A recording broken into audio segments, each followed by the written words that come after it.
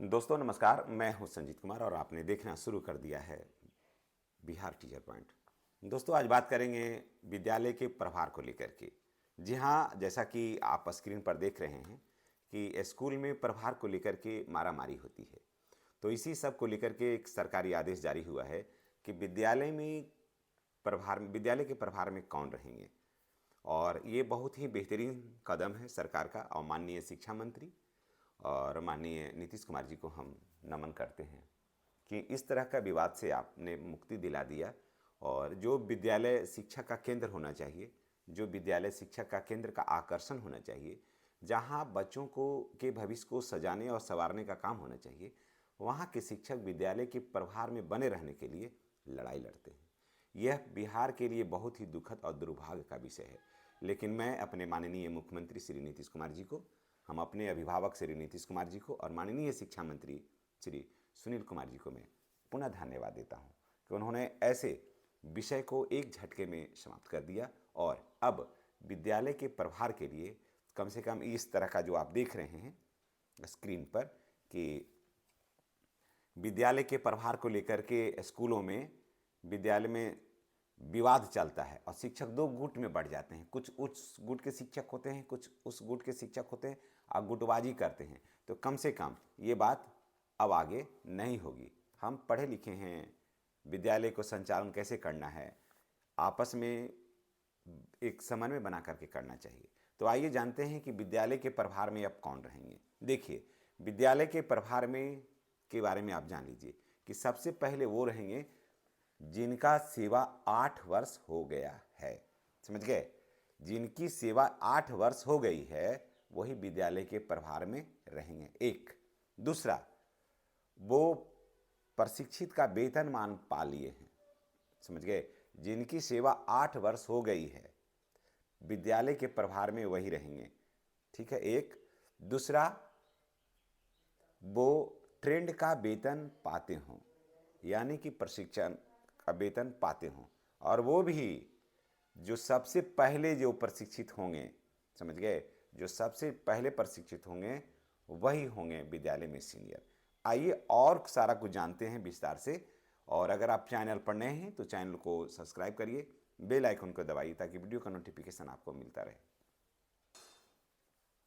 अगर हमारा video primary वाले देख रहे हो या मिडिल वाले देख रहे हो या फिर हाई स्कूल या 10+2 के शिक्षक देख रहे हैं तो सब थोड़ा सा ध्यान से इसे सुन लीजिएगा। सबको हम पुनः अपने चैनल पर नमन करते हैं।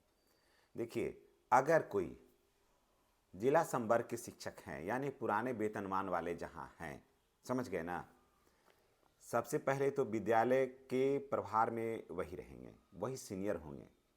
समझ गए? एकदम क्लियर जानिए। यहाँ वहाँ पर जैसे 94 बैच वाले ये वगैरह रहेंगे तो वही होंगे। वहाँ पर ना नियोजित शिक्षक होंगे, ना बीसी शिक्षक होंगे, ना बीपीएससी शिक्षक होंगे, बिल्कुल नहीं, एकदम नहीं। अब चलिए, अगर वो वहाँ नहीं हैं, अगर वो वहाँ नहीं हैं तो क्या होगा? तो देखिए, सबसे पहले वो होंगे जिनकी सेवा 8 वर्ष हो गई है। तो वो होंगे, चाहे वो प्राइमरी में हो, चाहे वो मिडिल में हो, चाहे वो हो। और ये भी जान लीजिए कि जहाँ पर प्रधान शिक्षक और प्रधानाध्यापक की नियुक्ति हो गई है, जहाँ पर प्रधान शिक्षक और प्रधानाध्यापक की ऑलरेडी नियुक्ति हो गई है, तो विद्यालय के प्रभार में वही रहेंगे, दूसरा कोई नहीं रहेगा। समझ गए? भले आप कितना भी सीनियर हैं और प्रधान शिक्षक आए हैं वो कितना भी जूनियर हैं, ये मायने बिल्कुल नहीं रहता है, क्योंकि ऑलरेडी उसी पद के लिए वो आए हैं। ठीक है? तो इसलिए विद्यालय के प्रभार में वही रहेंगे।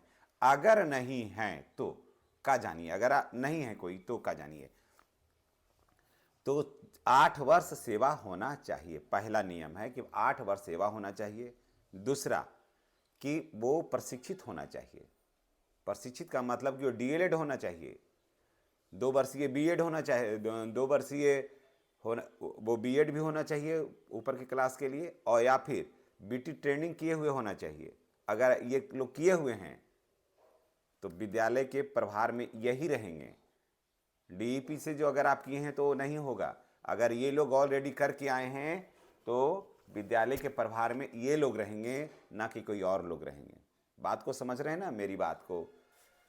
यानी कि आप यहाँ सिस्टम में रह करके अगर आपने ट्रेनिंग किया है और अगर कोई 2010 में ही, अगर कोई 2010 में आया है और 2010 में आया है और पूर्व का प्रशिक्षित है और 8 वर्ष उसका हो गया है और आपका भी 8 वर्ष हो गया है और उसके बाद आपने ट्रेनिंग किया है बाद में जा करके, तो जान लीजिए कि विद्यालय के प्रभार में वो शिक्षक रहेंगे जो पूर्व के प्रशिक्षित है, प्रशिक्षण तिथि से होगा और 8 वर्ष की सेवा के बाद से होगा।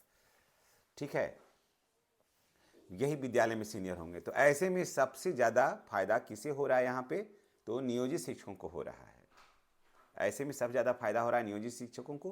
क्यों? और उसमें वो शिक्षक को जो प्रशिक्षित हैं, पहले से ट्रेंड हैं और उसके बाद शिक्षक बने हैं, तो वो रहेंगे विद्यालय के प्रभार में। अब देखिए, मान लिया कि कोई भी अब नियोजित शिक्षक नहीं है, बहुत से ऐसा विद्यालय है अब जहाँ नियोजित शिक्षक नहीं है, सक्षमता परीक्षा दे करके बने हैं, तो और विद्यालय के प्रधान नहीं है, तो वहाँ पर विशिष्ट शिक्षक होंगे। तब वहाँ पर विशिष्ट शिक्षक होंगे और उनकी सेवा 8 वर्ष तो ऑलरेडी हो ही गई है। उसके बाद वो विशिष्ट शिक्षक चाहे वो ट्रेनिंग कब भी किए हों, जैसे डीएपी किए हों, तो भी जो लास्ट वाला प्रशिक्षण तिथि है या नियुक्ति तिथि है, उसी से उसकी गणना हो जाएगी। उसके बाद देखिए, हाई स्कूलों में है कि अगर 8 वर्ष नहीं है तो फिर 4 वर्ष होना चाहिए उसमें। अगर 4 वर्ष भी हो गया, अगर 8 वर्ष वाले नहीं हैं तो 4 वर्ष भी अगर है तो वहाँ पर ये माना गया है कि ये लोग रह जाएंगे। लेकिन अगर स्थानीय निकाय के कोई भी शिक्षक है, वहाँ का जो व्यवस्था था, अगर वहाँ के शिक्षक वैसे ही हैं जैसे जिला परिषद वगैरह से, और वो नहीं दिए हैं, कहने का मतलब कि वो नियोजित ही हैं, तो विद्यालय के प्रभार में और वहाँ पर कोई और भी शिक्षक नहीं है, कहने का मतलब कि कोई जिला संवर्ग के शिक्षक नहीं है, तो फिर वहाँ नियोजित शिक्षक ही रहेंगे। नियोजित शिक्षक नहीं तो फिर विशिष्ट शिक्षक रहेंगे, है ना। और विशिष्ट शिक्षक में भी बहुत से तो ऐसे जो पहले के शिक्षक हैं, नियोजित थे और फिर विशिष्ट बने, तो वहाँ पर विशिष्ट शिक्षक वहाँ पर बन जाएंगे प्रभार में।